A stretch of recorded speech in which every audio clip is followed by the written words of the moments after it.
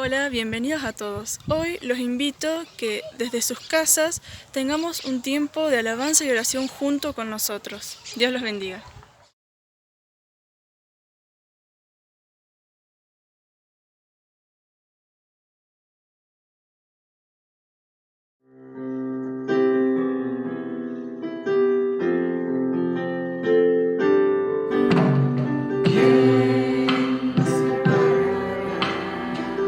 Del amor de Cristo, ¿quién nos alejará?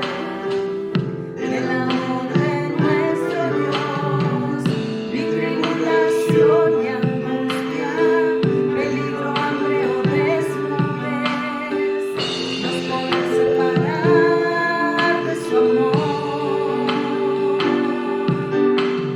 ¿Quién nos separará del amor de Cristo? ¿Quién nos alejará del amor de nuestro Dios? Ni lo alto ni lo profundo, ni ninguna otra cosa creada nos podrá separar del amor de Dios.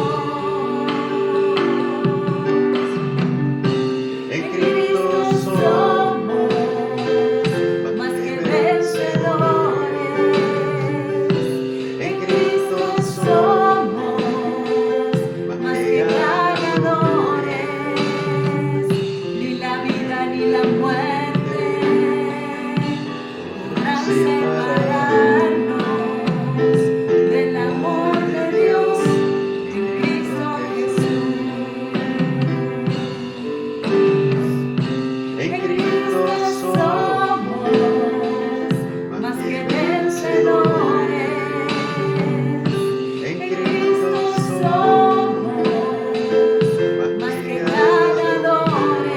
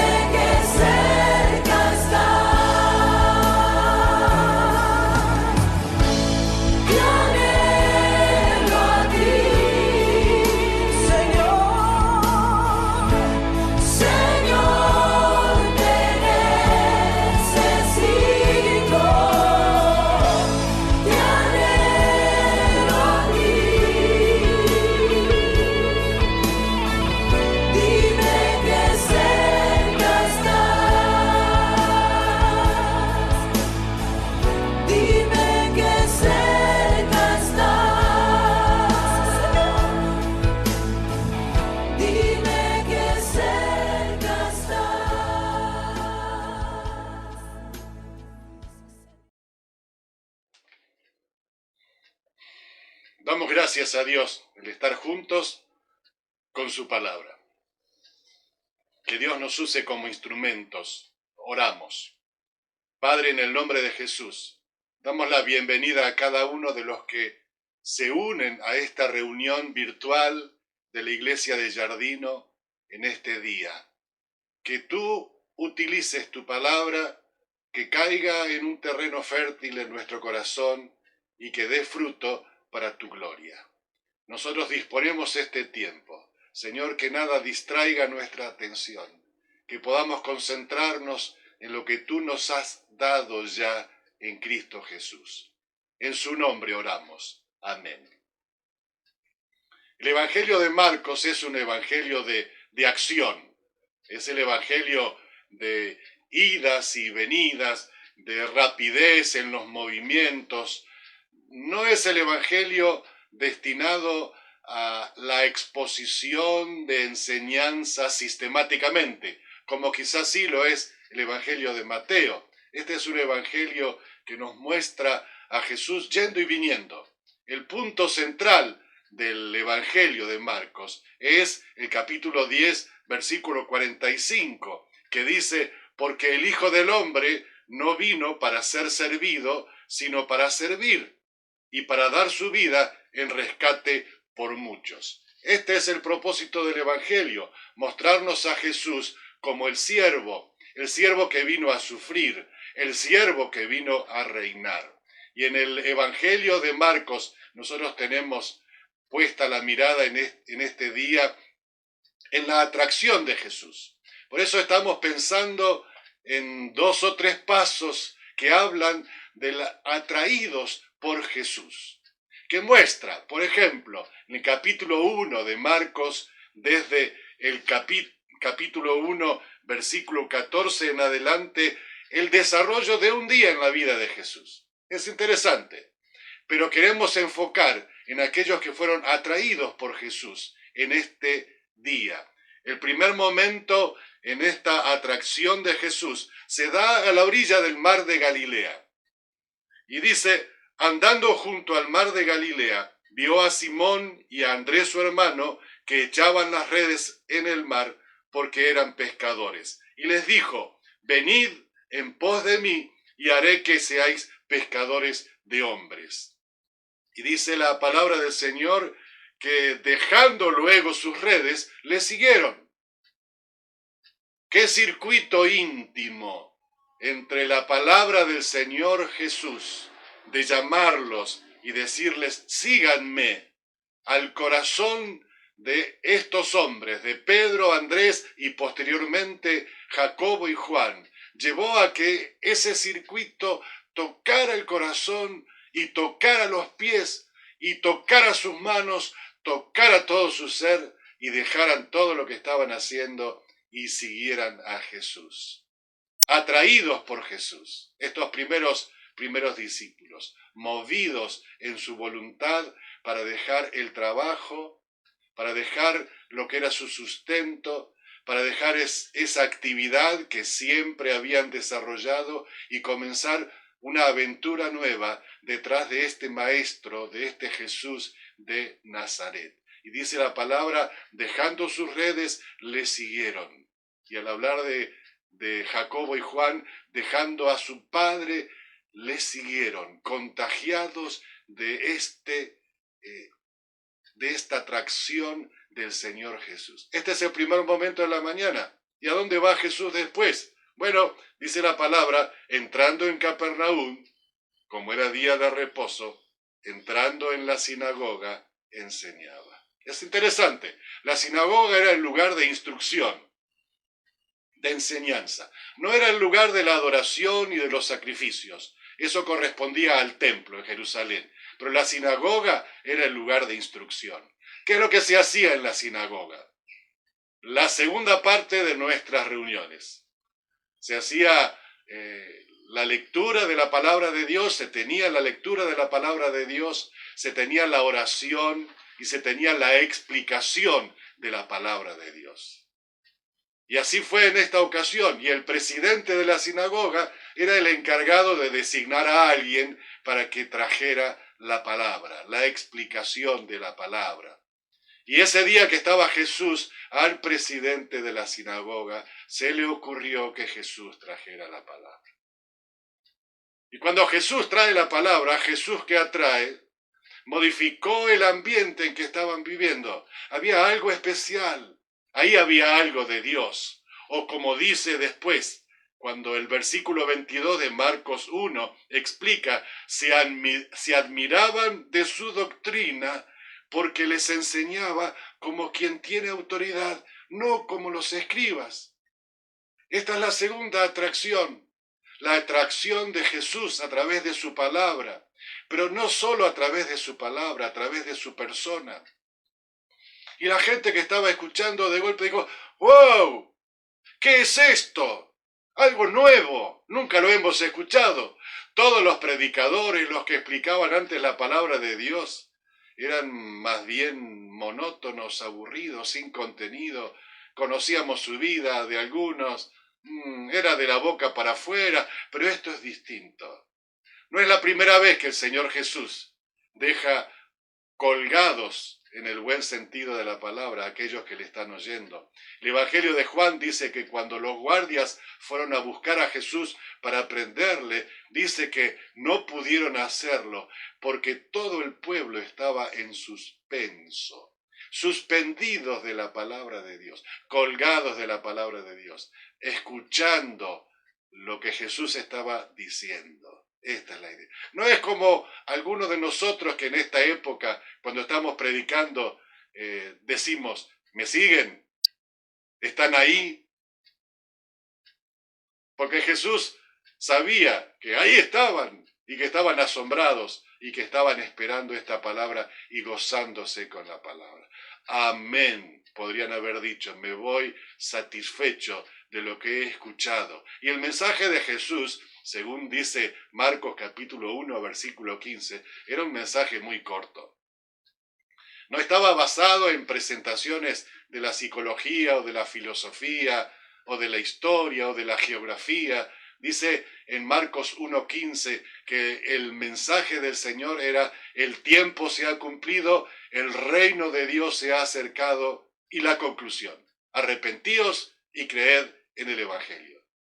30 segundos podría ser ese mensaje, pero en la voz de Jesús, las personas atraídas. Y este es el segundo grupo que está atraído, las personas que escucharon. No todos fueron atraídos.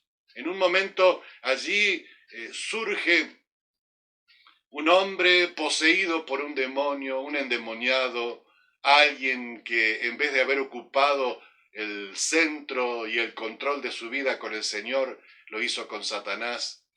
Los demonios estaban en él, los espíritus estaban en él, espíritus malos. Y él se opuso, él protestó, él gritó.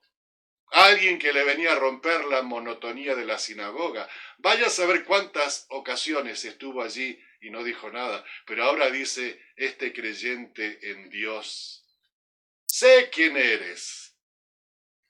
¿Qué tienes con nosotros, Jesús Nazareno? Has venido para destruirnos. Sé quién eres, el Santo de Dios.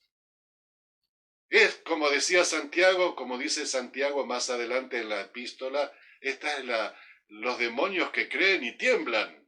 Sabía que Jesús de Nazaret era el Hijo de Dios, sabía que era el Santo de Dios y sabía que ellos tenían un fin.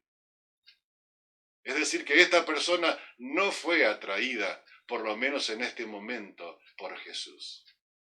El espíritu salió de él porque Jesús lo echó, lo cayó en un exorcismo instantáneo, sin preguntarle el nombre del demonio y todo lo demás, echándolo y haciéndolo callar.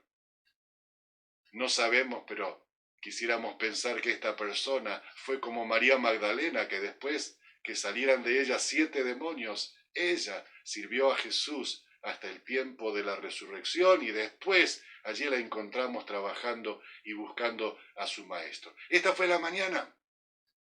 Si ustedes piensan, ¿cuál fue la mañana de este día en la vida de Jesús? Caminando junto al mar de Galilea, llama a unos pescadores y los pescadores responden y lo siguen. Seguramente ya habrá tenido un contacto anterior, Pero hubo algo que los llamó a dejar todo. Hubo una atracción de Jesús para sus vidas. Luego van a la sinagoga. Jesús comienza a predicar. Y cuando comienza a enseñar, las personas son atraídas por esta manera con autoridad divina para enseñar. Y se va Jesús de la sinagoga, termina. Sería como alguno de los cultos en nuestras reuniones aquí en Jardino, a la mañana. Entonces llega el mediodía y nos vamos a almorzar. Y Jesús, dice la palabra, versículo 29, al salir de la sinagoga, vinieron a casa de Simón y Andrés, con Jacobo y Juan. Pero si en la casa de Simón y Andrés iban a tener algún descanso, se encontraron con un trabajo más. Y allí estaba la suegra de Pedro. Allí estaba la suegra de Pedro enferma, con fiebre. Y la palabra también, muy resumidamente, dice acerca de lo que hizo Jesús con esta mujer. Cuando le hablaron que allí estaba la suegra de Pedro enferma, con fiebre, Jesús se acercó, Jesús tocó su mano, tomó su mano y Jesús la levantó. Y esta mujer, cuando terminó esto y la fiebre se fue, no dijo, estoy cansada, he tenido tanta fiebre. Dice la palabra del Señor que entonces ella se levantó y preparó una comida. Sirvió, atendió, atraída por Jesús. No se lo iba a perder por nada, estando allí al lado de Jesús, estando escuchando a Jesús, conociéndolo un poco más a Jesús. No hubo que insistirle para que asista a esta reunión con Jesús. Allí estaba. También atraída.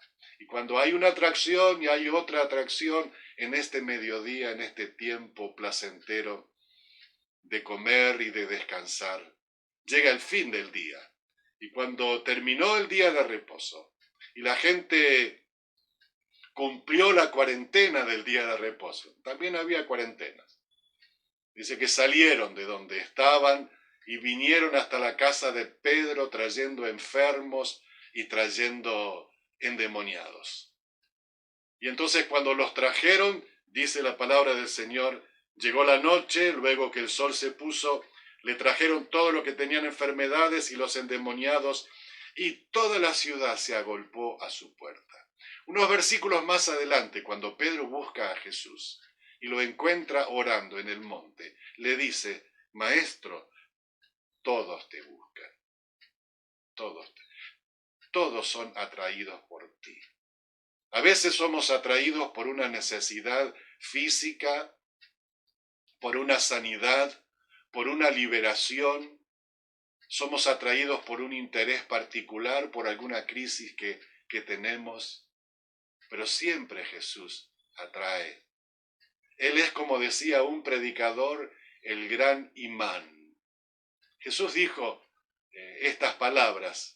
En el Evangelio de Juan está registrada, si yo fuere levantado de la tierra, a todos atraeré a mí mismo. Hay un magnetismo en él. Hay un magnetismo en él. Algunos lo aceptan, otros lo rechazan. El interés de Jesús es que nosotros dependamos de su palabra, de su predicación, no solo de su sanidad física, no solo de la sanidad física. Por eso es que cuando toda la gente se amontonó y uno dice, ¿por qué en este caso las multitudes? Nosotros basamos el testimonio de la palabra de Dios y decimos acerca de lo que la palabra de Dios expresa, esto de Jesús. Bueno, tengo que ir a otros lados. En otros lados también es necesario que se predique la palabra de Dios. Esto de que el reino de Dios, que el mensaje del Evangelio y que creamos, que entreguemos nuestra vida. Este es Jesús. Es interesante también que en un momento después el apóstol Pedro, cuando estaba en el relato del libro de los Hechos, en Pentecostés, cuando se produce la curación del cojo que estaba en la puerta del templo, es posterior a este tiempo del descenso del Espíritu Santo, de una manera especial, Dice que todo el pueblo estaba mirando también a Pedro y a Juan y al hombre que antes había sido cojo. Y Pedro le dice, ¡Ey! No nos miren a nosotros, no nos miren a nosotros, porque este hombre ha sido sanado en el nombre de Jesús. La atracción hacia nuestras vidas como instrumentos no es válida. La atracción tiene que ser de Jesús. Es Él el que obra. Nosotros somos meramente distribuidores, no fabricantes de los recursos que Dios tiene. A veces somos malos distribuidores de los recursos que Dios tiene, pero de ninguna manera queremos ser mirados para que la atención esté en nosotros, sino en Jesús. Pedro dijo, mírenlo al Señor, es Él, a Él vale la pena, Él es la atracción que merece ser seguida. Hay en la música popular de hace algunos años una canción de una banda de música country que expresa muy bien el sentido de lo que queremos decir con la atracción de Jesús. En este día único, en una mañana en la orilla del mar, en una mañana en la sinagoga, en un mediodía en la casa de Pedro, en una tarde y después una noche en el monte de Jesús orando afuera de la casa. Hay una canción que el autor dice en su letra, yo he procurado hacer lo mejor que pude con el talento y los dones que Dios me dio. Estoy seguro que hice lo mejor. Quizás en algunas cosas pude impresionarte, dice él, con palabras que son tiernas, con una armonía especial, una rima inteligente o dos, dice. Pero si el tiempo que he compartido fue para que me miraras a mí, entonces he fallado en lo que fui llamado a hacer. Hay alguien más que quisiera que veas. Y el coro o el estribillo dice, ¿amarás más a Jesús cuando vayamos por caminos diferentes? Como nos pasa a nosotros también cuando nuestra vida nos lleva a un lugar, a otro lugar, ya no estamos juntos, pero amarás más a Jesús. Le habrás amado mejor, vas a recordar su rostro, vas a mirar para atrás y darte cuenta que sentiste un amor mejor por el Señor. Yo no oro por otra cosa, más que ames más a Jesús. No oro por otra cosa. Sigue. Me gustaría guardar muchos de los recuerdos en marcos de oro y de plata y recordar risas y encuentros del pasado. Pero sobre todas las cosas, espero que llegues a conocer más el amor del Padre y que cuando llegues a su presencia, Él te diga, bien, bien hecho. ¿Amarás más a Jesús? Vuelve a decir el estribillo. Cuando vayamos por caminos diferentes, no oro por otra cosa, más que ames más a Jesús.